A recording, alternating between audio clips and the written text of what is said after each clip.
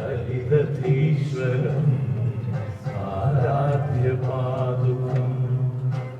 ഹരിമർദ്ദനം നിത്യനർത്തനം ഹരിഹരാത്മജം ദേവമാശ്രയേ. ഓണം വിശേഷാൽ പൂജകൾക്ക് ശേഷം ഗാനഗന്ധർവന്റെ സ്വരമാധുരിയിൽ ഹരിവരാസനം നേരിട്ട് കേട്ടാണ് അയ്യപ്പൻ ഉറങ്ങിയത്. അത്താഴ പൂജയ്ക്ക് ശേഷം സോപാനത്തിൽ നിന്നുകൊണ്ട് യേശുദാസ് ഹരിവരാസനം പാടി തുടങ്ങിയപ്പോൾ സന്നിധാനം ഭക്തിസാന്ദ്രമായി.